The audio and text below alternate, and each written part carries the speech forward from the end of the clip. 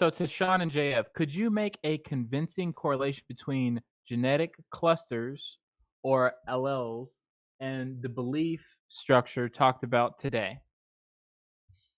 Well, what we know is that we've never seen an African nation, for example, converge toward things like you would see that define America, like the First Amendment, capitalism, a kind of open nuclear family based society. So this has to be some data. I mean, and when you consider all of the data linking genetics to IQ, it makes no doubt that there is some link between genes and IQ, and it's easily extrapolable that perhaps the reason societies that are different genetically differ so much on so many measures politically as a ultimate genetic basis that may impact the world directly, or it may impact the world indirectly through creating a kind of environment of lower IQ, more criminality, and making, for example, property impossible, leading eventually the society to collapse into a form of either dictatorial control or anarchy. So I would say that there's not been a ton of research on the genetic underpinnings of ideology. One thing that might be very relevant, though, is that there are uh, versions of genes which, if you have them, you're more likely to be disagreeable in certain ways, not conform arbitrarily in social situations and the like. And that these gene variants we find are much more common in Northwestern Europe than they are in the rest of the world, and perhaps most directly, that the more individualistic a country is, the more common these gene variants tend to be.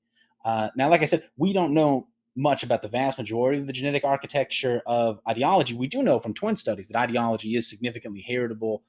The genes just do have a massive influence on it. We just don't know in most of the cases what the specific genes are. But given the little evidence we do have differing by populations, and the fact that population groups differ in almost every heritable trait, it would be very surprising if this was one of the only, it may be like the one trait that actually the genotypes are the same across races for. So I mean, does North and South Korea both have like the genetic predisposition for totalitarianism and Western values at the same time? No, I would assume that they both have a similar genetic predisposition, probably towards collectivism.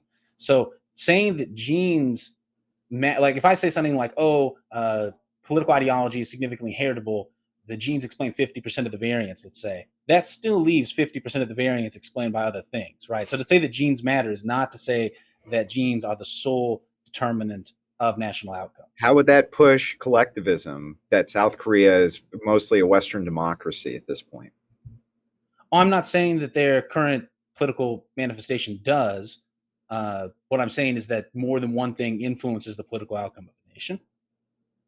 Yeah, no, I get it. But if you're saying that, the genes must influence, Yeah, you're so I would saying think that the that, genes must influence. however, So I'm asking, are they predisposed to totalitarian isolationism, or are they predisposed towards Western democracy? You know what I mean? Because they have both, and they're the exact same, or at least right. So very what I'm close saying is, given genetically. what we know about the genotypes of East Asians generally, we would think, and I think this is true, that they're probably predisposed towards more collectivist modes of organization. They've been pushed by environmental I mean, it, we all know the environmental story that caused this, but they were pushed by environmental factors to create a very Western style government. But I don't think that discounts the fact. I mean, the gene frequencies just are what they are. Okay.